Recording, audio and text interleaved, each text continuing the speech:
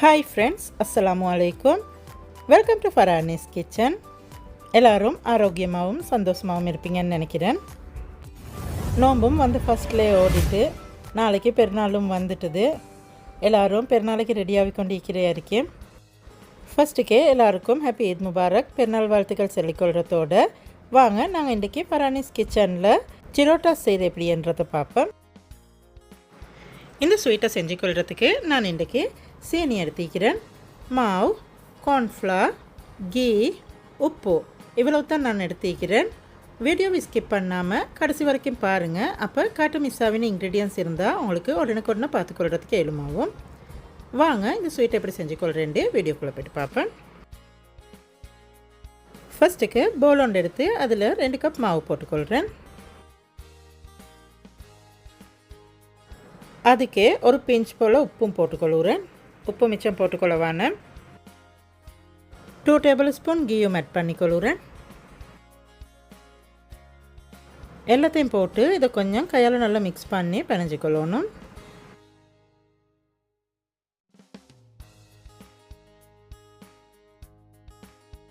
எல்லாத்தையும் கையால் நல்லா இப்படி பிணைஞ்சி இந்த மாதிரி கையால் பிடிச்சா இப்படி கட்டியாட்டம் வர மாதிரிக்கு பிணைஞ்சி எடுத்துக்கொள்ளணும். இப்படி நல்லா மிக்ஸ் பண்ணிவிட்டு நான் இதுக்கு தண்ணி கொஞ்சம் கொஞ்சமாக ஊற்றி இது ஒரு டோ ஒண்டாக பிணைஞ்சு எடுத்துக்கொள்ள போகிறேன். தண்ணி ஒரு மிச்சமாக ஊற்றிக்கொள்ளவான கொஞ்சம் கொஞ்சமாக தேவையான அளவு ஊற்றி இதை பிணைஞ்சிக்கொள்ளணும். இப்படி நல்லா பிணைஞ்சி இதை ரொட்டி டோ ஒன்று செஞ்சு எடுத்துக்கொள்ளணும்.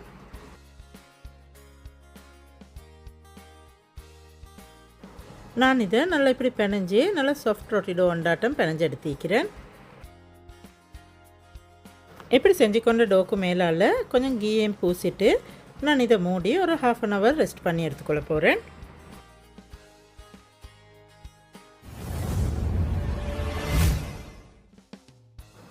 எங்கள்கிட்ட சிரோட்டாஸ்க்கு டோ ரெடியாக காட்டி நான் சிரோட்டாஸ்க்கு தேவையான கீ பேஸ்ட் ஒன்று செஞ்சு கொள்ள போகிறேன். வாங்க அதை எப்படி செய்கிறேன்றதை பார்ப்பேன். இந்த பேஸ்ட்டை செஞ்சு கொள்கிறதுக்கு 4 டேபிள் ஸ்பூன் கார்ன்ஃப்ளவர் எடுத்து அதுக்கு 3 டேபிள் ஸ்பூன் கீயை மெல்ட் பண்ணி போட்டிக்கிறேன். இந்த கார்ன்ஃப்ளவரும் கீயையும் கொஞ்சம் நல்லா மிக்ஸ் பண்ணிக்கொள்ளணும். இது ரெண்டையும் நல்லா இப்படி ஒரு க்ரீமி டெக்ஸ்சர் வரும் வரைக்கும் நாங்கள் இதை கொஞ்சம் மிக்ஸ் பண்ணி எடுத்துக்கொள்ளணும். இதுக்கு நான் க்ரீன் கலர் ஃபுட் கலரினால் 2 ட்ராப்ஸும் ஆட் பண்ணிக்கொள்கிறேன். உங்களுக்கு க்ரீன் கலரினே இல்லை, உங்களுக்கு விருப்பமான கலர் போட்டு இதை செஞ்சு கொள்ளையிலும். நான் இப்படி கலரினையும் போட்டு நல்லா மிக்ஸ் பண்ணி எங்களோட இந்த பேஸ்ட்டை செஞ்சு எடுத்துக்கிறேன். இது மாதிரி இன்னும் புதிய புதிய ரெசிபி தெரிஞ்சுக்கொள்கிறதுக்கு எங்களோட ஃபரானிஸ் கிச்சன் யூடியூப் சேனலுக்கு சப்ஸ்கிரைப் பண்ணுங்கள். அதோட சைடில் வர பெல் நோட்டிஃபிகேஷனையும் கிளிக் பண்ணினீங்கன்னா நாங்கள் போடுற அடுத்தடுத்த புதிய புதிய ரெசிபி உங்களுக்கு உடனுக்குடனே பார்த்துக்கொள்கிறதுக்கு எழுமாவும். கீ பேஸ்ட்டையும் செஞ்சுட்டு எங்களோட சிரோட்டாஸ்க்கு தேவையான சுகர் சிரப் ஒன்று செஞ்சு கொள்கிற எப்படின்றதை பார்ப்பேன். சுகர் சிரப்பை செஞ்சு கொள்கிறதுக்கு சட்டி ஒன்று எடுத்து அதில் 2 கப் சீனியை போட்டுக்கொள்கிறேன். அதுக்கு 1 கப் தண்ணியை ஊற்றிக்கொள்கிறேன். தண்ணியை ஊற்றி இதுக்கும் நல்லா மிக்ஸ் பண்ணி இதை சீனியெல்லாம் நல்லா கரைஞ்சி திக்காக பானியாகவே வரும் வரைக்கும் இதை கொஞ்சம் நல்லா ஹீட் பண்ணி எடுத்துக்கொள்ளணும்.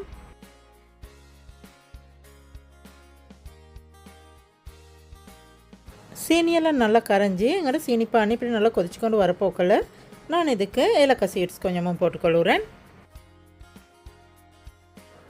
சீனி பானி நல்லா இப்படி கொதிச்சு கொண்டு வரப்போக்கில் உங்களுக்கு இந்த சீனி பானியோட பதம் செல்கிற எப்படி என்றால் இப்படி கையில் எடுத்து பார்க்க போக்கில் உங்களுக்கு விளங்குதா இருக்கும் ஒரு நூல் ஒன்றாட்டம் இழுப்படுது. இந்த பதத்துக்கு இருந்துச்சுண்டா எங்களோட சீனி பானி சரியாக இருக்கும். இந்த பதத்துக்கு வரப்போக்கில் நாங்கள் அடுப்பை ஆஃப் பண்ணிக்கொள்ளணும். எனக்கு எங்களது சீனி பானி இப்போ ரெடி ஆகிட்டுது. நான் அடுப்பை ஆஃப் பண்ணிக்கொள்கிறேன். அடுப்பை ஆஃப் பண்ணிவிட்டு நான் இதுக்கு 1/2 காய் தேசிக்காய் எடுத்து ஒரு 1 டீஸ்பூன் போல் தேசிக்காய் ஜூஸ் பொழிஞ்சு ஊற்றிக்கொள்கிறேன். தேசிக்காய் ஊற்றிட்டு இதுக்கும் மிக்ஸ் பண்ணிக்கொள்ளணும். நாங்கள் இதுக்கு தேசிக்காய் ஊற்றிக்கொள்ளுறேன். எங்களோட இந்த சீனி பானி கட்டியாவாக மேய்க்கிறதுக்கு நாங்கள் தேசிக்காய் ஊற்றாமீனமெண்டா கொஞ்சத்தில் இது அப்படியே கட்டியாக பார்க்கும். நாங்கள் தேசிக்காய் ஜூஸ் கொஞ்சம் ஊற்றினோமெண்டா இது கட்டியாகாமல் எங்களுக்கு இந்த மாதிரியே இக்கும். 1/2 அன் ஹவருக்கு போகிறோம் எங்களோட மாவு இப்படி இருக்குது. நான் இப்போ இதால் சிரோட்டா செஞ்சுக்கொள்ள போகிறேன். வாங்க அதை எப்படி செஞ்சுக்கொள்கிறேன்றதை பார்ப்பேன்.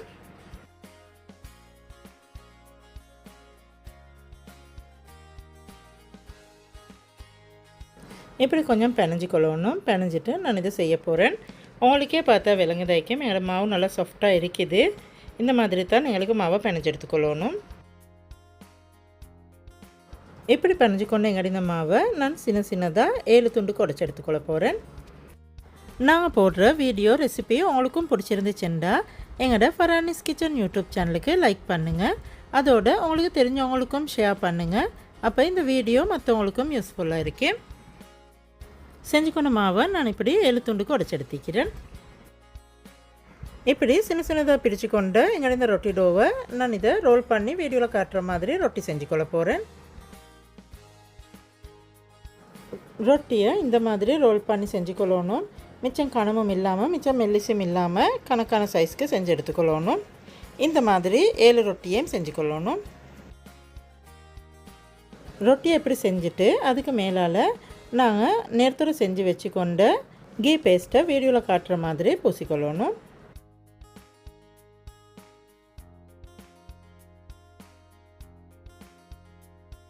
இப்படி ஃபுல் ரொட்டிக்கும் கீ பேஸ்ட்டை பூசிக்கொள்ளணும்.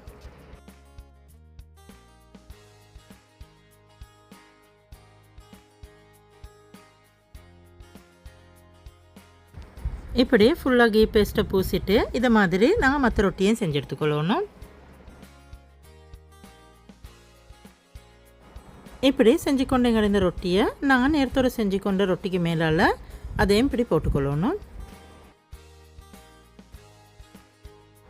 ரொட்டியை போட்டுட்டு அதுக்கு மேலால் நாங்கள் நேரத்தோட மாதிரி எங்களோட கீ பேஸ்ட்டு இதிலேயும் பூசிக்கொள்ளணும்.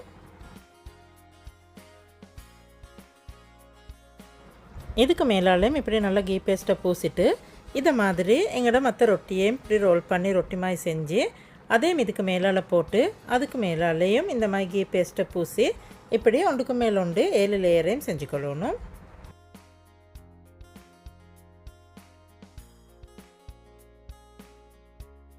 ஏழாவது ரொட்டியையும் அதுக்கு மேலே போட்டு இந்த மாதிரி நான் லேயராட்டம் செஞ்சு எடுத்துக்கிறேன். செஞ்சுட்டு நாங்கள் கடைசி ரொட்டிக்கு மேலாலேயும் இந்த மாதிரி எங்களோட கீ பேஸ்ட் கொஞ்சம் அப்ளை பண்ணிக்கொள்ளணும். கடைசி ரொட்டிக்கு மேலால் கீ அப்ளை பண்ணிவிட்டு அதுக்கு மேலால் வீடியோவில் காட்டுற மாதிரி மாவு கொஞ்சத்தை போட்டுக்கொள்ளணும். ரொட்டிக்கு மேலாலையும் இப்படி மாவை போட்டுட்டு டேபிளுக்கும் கொஞ்சம் மாவு போட்டுட்டு நான் இதை கொஞ்சம் ரோல் பண்ணி இதை பெரிய ரொட்டி ஒன்றா செஞ்சு எடுத்துக்கொள்ள போகிறேன். நாங்கள் பெரிய ரொட்டி ஒன்றா செஞ்செடுக்க போக்கல இதை மிச்சம் மெலிசாக ரோல் பண்ணிக்கொள்ளையும் வான மிச்சம் கனமாகவும் இல்லாமல் கணக்கான சைஸுக்கு இதை ரோல் பண்ணி செஞ்சுக்கோங்க. நான் இதை இப்படி பெரிய ரொட்டி ஒன்றாட்டம் ரோல் பண்ணி எடுத்துக்கிறேன். இப்படி செஞ்சு கொண்ட இந்த ரொட்டியை நடுவால் நான் 2க்கு வெட்டி கொள்கிறேன். இப்படி 2க்கு வெட்டிட்டு அதில் ஒரு சைடுக்கு நான் ரிட்டர்ன் எங்கிட்ட செஞ்சு கொண்ட கீ பேஸ்ட் அப்ளை பண்ணி கொள்கிறேன். கீ பேஸ்ட்டையும் இப்படி பூசிட்டு இதை கொஞ்சம் ரோல் பண்ணிக்கொள்ளணும். வீடியோவில் காட்டுற மாதிரி இதை ரோல் பண்ணி செஞ்சுக்கோங்க.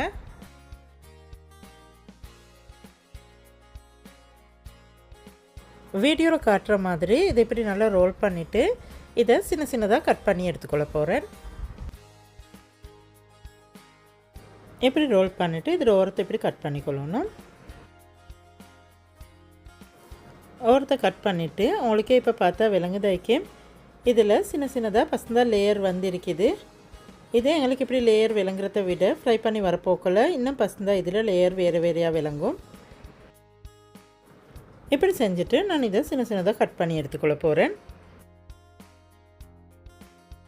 உங்களுக்கே பார்த்தா விளங்குதாய்க்கு பார்க்குறதுக்கே நல்லா பசந்தாக லேயராக இருக்குது. இந்த மாதிரி எங்களோட மற்ற எல்லா சிரோட்டாஸ் லேயரையும் வெட்டி எடுத்துக்கொள்ளணும். இப்படி கட் பண்ணி எடுத்த எங்களோட சிரோட்டா ஸ்லைஸ் எல்லாத்தையும் நான் ரிட்டர்ன் ரோல் பண்ணிக்கொள்ள போகிறேன்.